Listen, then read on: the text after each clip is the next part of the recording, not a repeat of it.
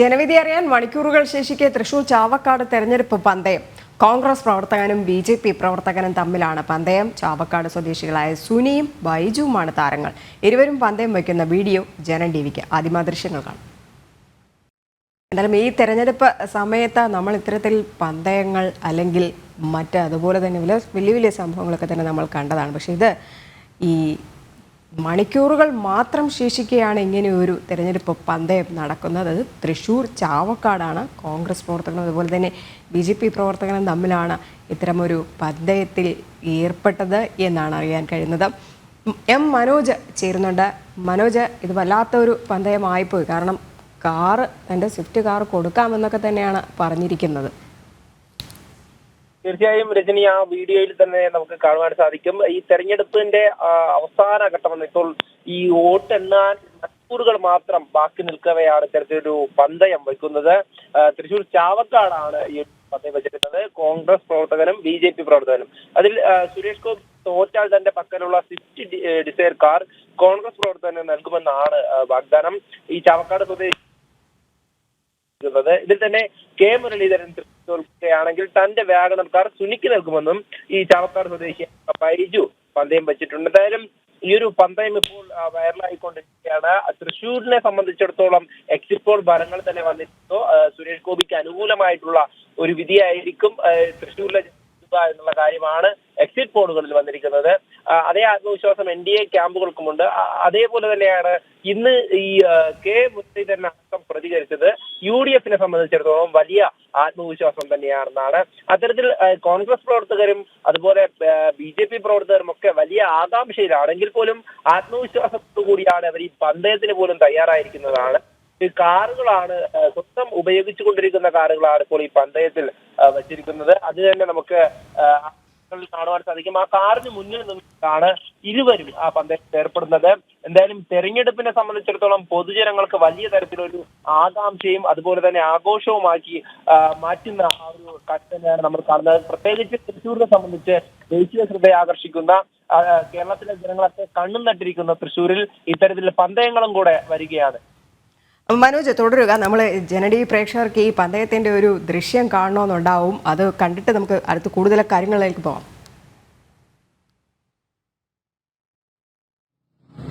പ്രിയ സുഹൃത്തുക്കളെ, പാർലമെന്റിലേക്ക് നടന്ന തെരഞ്ഞെടുപ്പിന്റെ റിസൾട്ട് നാളെ ഇതുപോലുള്ള നേരത്ത് നാം എല്ലാവരും അറിയുകയാണ്. ഇന്ന് ഈ പാർലമെന്റ് തെരഞ്ഞെടുപ്പോടനുബന്ധിച്ച് വന്ന എക്സിറ്റ് പോളുകളുടെ അടിസ്ഥാനത്തിലൊക്കെ ഇവിടെ സുരേഷ് ഗോപി ജയിക്കുമെന്നാണ് നമുക്കെല്ലാം അറിയാൻ കഴിഞ്ഞിട്ടുള്ളത്. ഇതിന്റെ അടിസ്ഥാനത്തിൽ എന്റെ പ്രിയ സുഹൃത്ത് ബി.ജെ.പിയുടെ പ്രവർത്തകനുമായ ചില്ലി സുനിയുമായുള്ള സംവാദത്തിന് അതൊരു ബെറ്റിലേക്ക് കലാശിക്കുകയാണ്. സുരേഷ് ഗോപി ഇവിടെ ജയിക്കുകയാണെങ്കിൽ എന്റെ KL 46T 3622 എന്ന വാഗണർ സുരേഷ് ഗോപി ജയിച്ചാൽ ഞാൻ ചില്ലി സുനിക്ക് ഈ വണ്ടി കൈമാറുന്നതാണ്. അതുപോലെ തന്നെ അദ്ദേഹത്തിന്റെ കാറ് എനിക്ക് ഹാൻഡ് ഓവർ ചെയ്യേണ്ടതാണ്. കെ മുരളീധരൻ ജയിക്കുമെന്നാണ് എന്റെ ഈ മാരുതി സ്വിഫ്റ്റ് ഡിസയർ ബൈജുന് കൈമാറുന്നതാണ്. ഈ ബെറ്റിന്റെ സാക്ഷികളായിട്ട് ഷാജഹാൻ ബിഫോർ യു, ഷെരീഫ് ചൈതന്യ, മണികണ്ഠൻ, അജിത്ത്, നമ്മളെ സ്വന്തം ചാവക്കാടിന്റെ അച്ചപ്പു എല്ലാവരെയും സാക്ഷ്യപ്പെടുത്തിക്കൊണ്ട് നാളെ ഈ ബെറ്റിന്റെ സാക്ഷികളെ ഈ ചാവി ഞങ്ങൾ രണ്ടുപേരുടെ ചാവിയും ബിഫോർ യു ഷാജഹാന് കൈമാറുന്നു. സുരേഷ് ഗോപിക്ക് കെ മുരളീധരൻ. മനോജ്, വല്ലാത്ത ഒരു ആവേശം തന്നെയാണ്. അത് ജനങ്ങൾ ഈ തെരഞ്ഞെടുപ്പ് കാലത്ത് മൊത്തം കാണാൻ കഴിഞ്ഞു. നാളെ ഇനി മണിക്കൂറുകൾ മാത്രമേ ബാക്കിയുള്ളൂ ഫലമറിയാൻ. അപ്പോൾ ആ ആവേശം തന്നെയാണ് എല്ലാവരും കാണിക്കുന്നത്. ഇവിടെ നമ്മളൊരു കാര്യം പറയേണ്ടത്, കാരണം എക്സിറ്റ് പോൾ ഫലങ്ങളൊക്കെ തന്നെ സുരേഷ് ഗോപിക്ക് അനുകൂലമാണ്. ഒരു തരംഗം തന്നെ ഉണ്ടാകുമെന്നാണ് പറഞ്ഞിട്ടുള്ളത് പോലും. അപ്പോൾ ഈ വാഗണർ കാർ നഷ്ടമാകുമോ കോൺഗ്രസ് പ്രവർത്തകനെ?